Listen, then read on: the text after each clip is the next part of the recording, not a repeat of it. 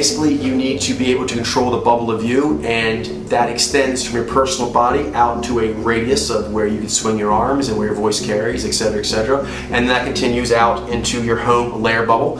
And how conducive your home layer bubble is will affect your personal bubble, and your personal bubble will affect how your mind and your heart and your soul work. Then there is the ambient environment. So around here, I'm not actually in a Pod'Lair intentional community. I'm in a random apartment complex. So that is my campus that I find my layer in. And that bubble affects this layer bubble. The PICN would be the network. Well, this apartment complex is within, Los Angeles or Long Beach, and that affects the complex because I'm under those rules, I'm under those laws, I'm under that weather, under that sound, etc., that culture. What surrounds this area? What are the possible avenues for me to go and get new information, new stimulus, new influences in my life? That is basically a bubble abroad. That is as far as I can go and get new things to stimulate and help me grow. Because basically, although all this universe is out here, you are limited basically by the bubbles you are directly contacting. And those bubbles contact the next bubbles. That connection system is your reality, is your existence. So a lot of Pod'Lair is mastering your bubbles. A Pro Pioneer has several aspects to it, but the one I'll just focus on now is the relentless seeking of truth. And when you do that, you have to be brave and you have to expect the unexpected and want that. When you train in Pod'Lair theory, you are going to be learning more about yourself than you ever knew. You're going to be learning more about everyone else around you than you ever knew, to the point, and this is not meant to be hyperbole, that it will frighten you sometimes how much you are learning about yourself and others. And you'll have to come to this awful moment of, do I truly want to keep going? And you have to decide that you're going to keep going. You're going to keep getting more truth, even though it tells you things that maybe shock you and throw you off, maybe make you realize things and make it uncomfortable talking to people.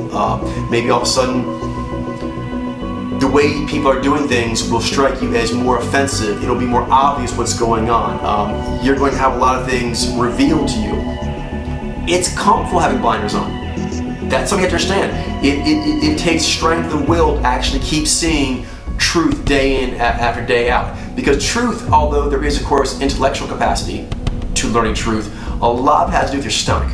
I mean, a great deal is how much can you hack. So you have to come in this is not going to be easy work. This is going to be difficult, challenging work, but I'm going to be an exceptional human, because that's what makes you stand out, is that you're willing to go into the unknown and you're willing to do the work it takes to keep going once you find out what's in there. Because you are in there and you're worth it, but you got to work for you. That relates to the fact that if you look at it from kind of full detached context, we are basically an engineered intelligence. We evolved obviously random selection, mutation, yada yada yada. But where we are right now, we are highly evolved, and we basically have software and hardware that we come with to make us very successful at playing a game. And that's not meant in a way to diminish it. It's meant in a way that it's the most important game you're ever going to play, but if you're going to play it well, you have to recognize it's a game. And so Pod'Lair theory has a lot of RPG or role-playing game riffs in it, because when you play a role-playing game, the first thing you do is like, how does this world work? What are the characters you can play? What are the components that make them heroic? How do you complete heroic adventures?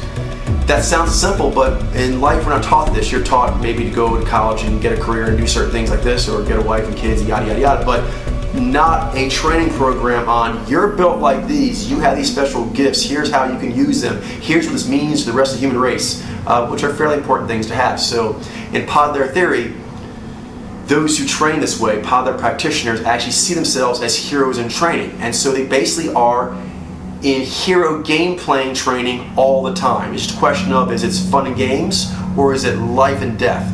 But we're always playing the game of being a hero. So we want to play that game all the time, and we want to really be that character. So we're not really acting the part, we are the part. We will conclude this overview lesson with another challenge, a test for you to see if you're ready to go forward. I'm going to give you a series of questions, just 3, but they are tough ones, so you may want to sit down for this. You ready? Here we go. Question 1. Do you know, can you see with the abilities that you currently have that there is one truth in this cosmos and beyond? There's one truth in this world. There are no paradoxes. There are no alternative existences. Everyone's existing in the same existence. The question is, how does it all fit together? Do you know that? There are no paradoxes. It's just a question of how things fit together. So all the people practicing the religions, all the people who are studying natural law, they're all doing the same thing. They're trying to figure out what it is. One thing, one way, natural law. Do you know this? Can you see this? Take your time. You'll need to be able to see that in order to see the rest of the phenomenon. Otherwise, your mind will be closed off to it. So right there, is your mind open to that? Have you become aware of that truth? That there is one truth, one existence. Second question. Are you aware that your model, your bubble, whatever it is, atheism, monotheism, Buddhism, Hinduism, New Age-ism, your own private Idaho-ism, whatever, are you aware that it's missing things? Do you feel that loss, that there's major things you're missing? For example, the fact that perhaps your model flies in the face of science. Does that bother you? It should. What about the fact that you feel you have a personal way, a personal Tao, something like that, but you can't define it? Not for sure, and neither can anyone else. Does that bother you? It should. So, do you feel that in the understanding of truth that your model has some significant holes? I've looked at pretty much all the main models people are using out there, and they all have holes. So if you're using any of the main models out there, including doing your own thing, you have big holes. Do you know this? Can you see this? Can you feel this? Third question.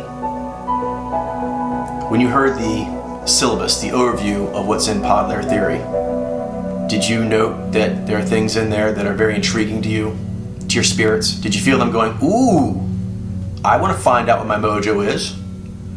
Ooh, I want to talk to you.